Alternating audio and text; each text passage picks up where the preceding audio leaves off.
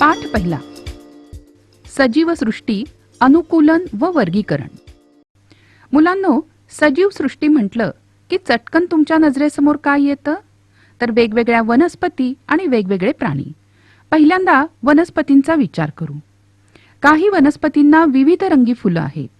काही वनस्पती पाण्यात तर काही वाळवंटी प्रदेशात आढळतात. काही वनस्पती इतक्या लहान असतात की सूक्ष्मदर्शक यंत्राशिवाय दिसत नाहीत, तर काही मात्र प्रचंड मोठ्या आकाराच्या. मग आता प्रश्न पडतो की सजीवांमध्ये एवढी विविधता कशामुळे निर्माण झाली असेल? तर उत्तर आहे परिसरातील विविधतेमुळे.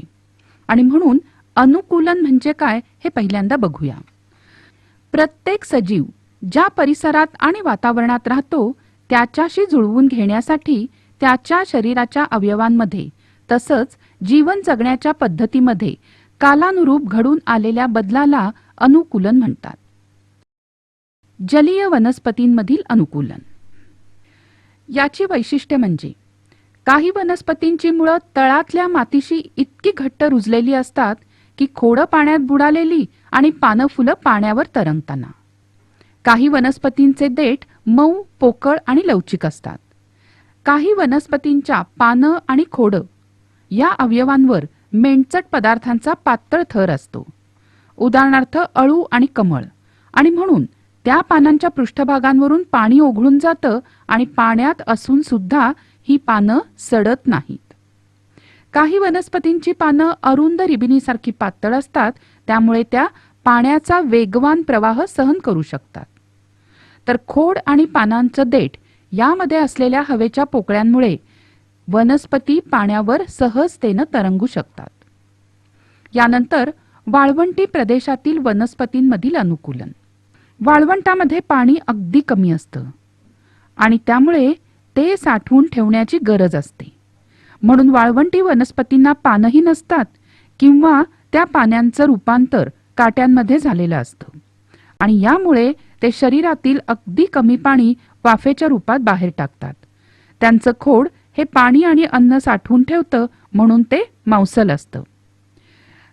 पानं नसल्यामुळे प्रकाश संश्लेषणाचं काम खोडं करतात आणि म्हणून ती हिरवी असतात. यानंतर हिमप्रदेशातील वनस्पतींमधील अनुकूलन.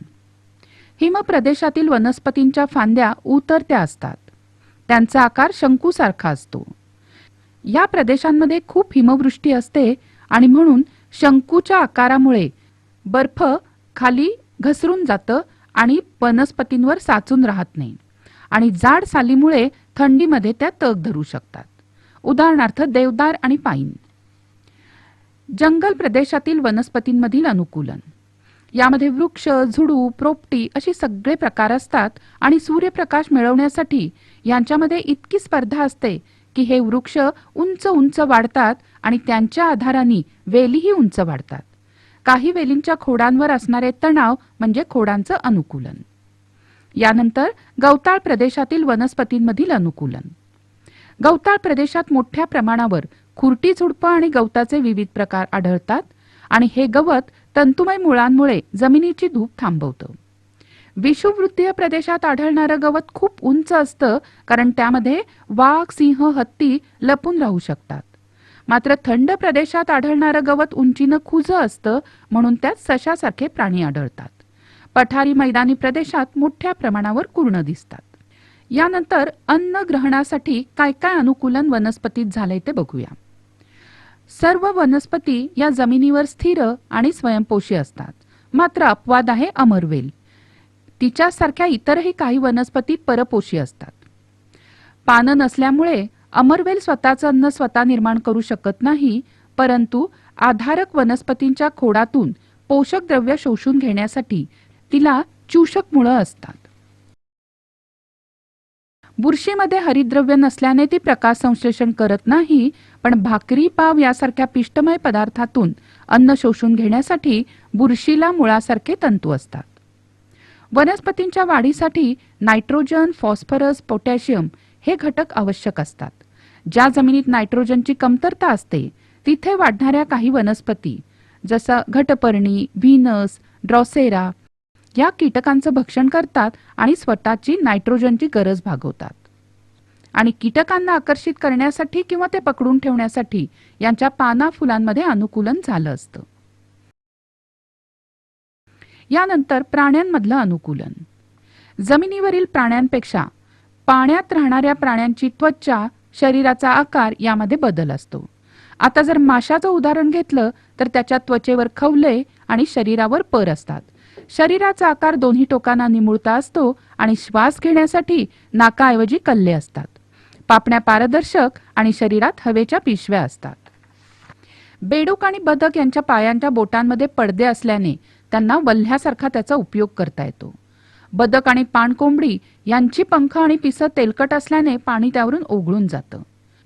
बेडकाच्या पायातील बोटांमधील पडदे, बुळबुळीत त्वचा, त्रिकोणी डोकं यामुळे तो पाण्यात सहजतेने पोहू तर शकतो आणि पाण्यात आणि जमिनीखाली असताना त्वचेद्वारे श्वसन, तर जमिनीवर असताना नाक आणि फुफ्फुसाद्वारे श्वसन करतो आणि म्हणूनच तो आपल्याला पाणी आणि जमीन दोन्ही ठिकाणी दिसतो. यानंतर जंगल आणि गवताळ प्रदेश या ठिकाणी आढळणाऱ्या प्राण्यांमधलं अनुकूलन. जंगली कुत्रा, कोल्हा, वाघ, सिंह या मांसाहारी प्राण्यांचे पाय मजबूत आणि त्यांना नख्या आणि अणकुचीदार सुळे असतात, ज्याचा उपयोग होतो भक्ष्य पकडण्यासाठी. वाघाच्या पायाच्या तळव्यांना गादी असल्याने त्याची चाहूल भक्ष्याला लागत नाही आणि तो सहजतेने भक्ष्य पकडतो.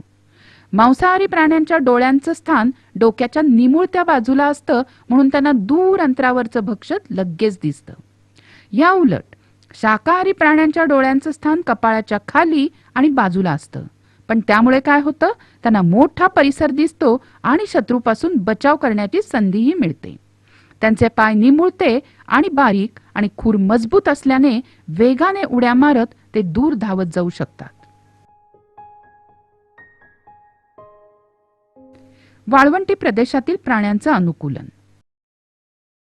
या ठिकाणी पाण्याची तीव्र कमतरता असल्यामुळे इथल्या प्राण्यांची त्वचा जाड, पाय लांब, तळवे गादीसारखे पसरट आणि नाकावर त्वचेची घडी असते.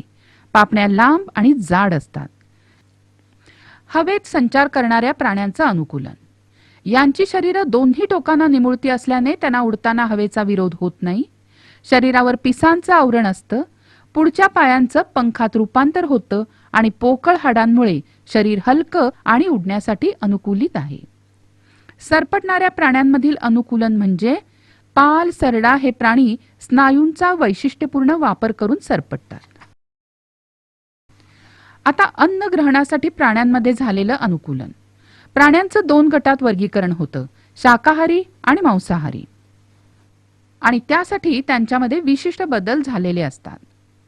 परिसर साधर्म्यासाठी प्राण्यांमध्ये झालेल्या अनुकूलनामध्ये विविध रंगाचे सरडे आणि नाकतोडे आपल्याला सहजपणे दिसत नाहीत, कारण त्यांच्या शरीराचा रंग वनस्पती, गवत, झाडाची खोडं याशा प्रकारे त्या त्या रंगाशी मिळता जुळता असतो.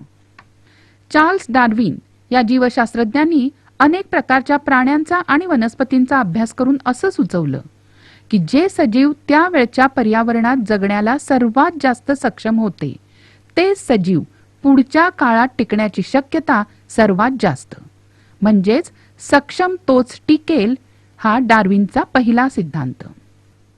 यानंतर सजीवांचं वर्गीकरण.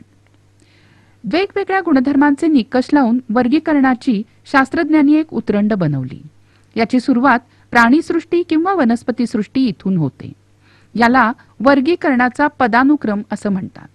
यामध्ये सृष्टी, संघ, वर्ग, गण, कुल, प्रजाती आणि जाती अशा प्रकारे क्रम आहे. आपल्याला जसं आपलं नाव आणि आडनाव असतं, तसंच प्रत्येक सजीव ओळखण्यासाठी द्विनाम पद्धतीचा अवलंब केला जातो. यामध्ये पहिली संज्ञा आहे ती प्रजाती दर्शवते, तर दुसरी संज्ञा जाती दर्शवते.